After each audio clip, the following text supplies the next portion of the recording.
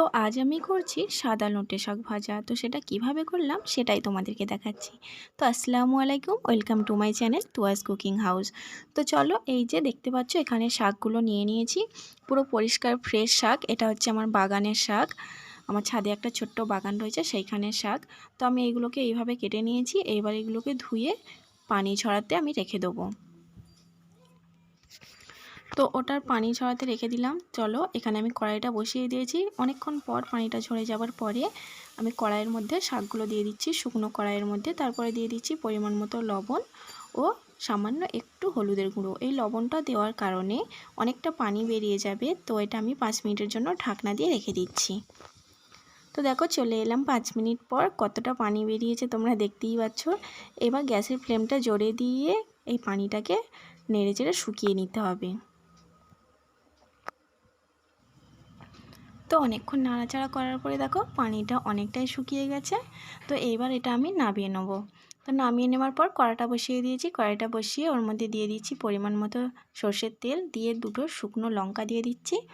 তারপরে দিয়ে দেবো ওটা ভালো করে নাড়াচাড়া করে। তারপরে যে একটা কুচিয়ে রেখেছিলাম পেঁয়াজ, সেই কুচিয়ে রাখা পেঁয়াজটা আমি দিয়ে দিচ্ছি, দিয়ে ভালো করে নাড়াচাড়া করে নিচ্ছি।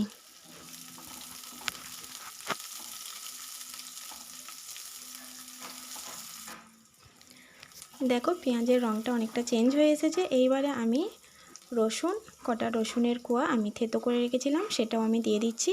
দিয়ে পেঁয়াজ আর রসুন বাটাটা আমি ব্রাউন করে ভেজে নেব।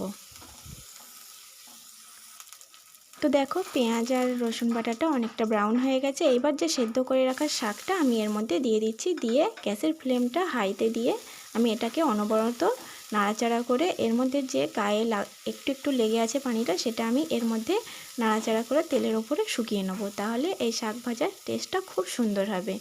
তো এইভাবে এরকম চারিদিকে ছড়িয়ে ছড়িয়ে দিয়ে আমি এটা ভালো করে ভেজে নিচ্ছি। তো তোমরা নিশ্চয়ই দেখে বুঝতেই পারছো এটা কতটা ঝরঝরে সুন্দর ভাজা হয়েছে। তো দেখো এটা কত সুন্দর ভাজা হয়ে গেল, কত অল্প সময়ে সুন্দর একটা খাবার। তো দেখো পুরোপুরি রেসিপিটা আমার তৈরি হয়ে গেছে। তোমরাও একবার নিশ্চয়ই ট্রাই করে দেখো এটা। তো আজকের ভিডিওটা তোমাদের কেমন লাগলো কমেন্টে অবশ্যই জানাবে, আর ভালো লাগলে লাইক কমেন্ট শেয়ার তো অবশ্যই করে দিও।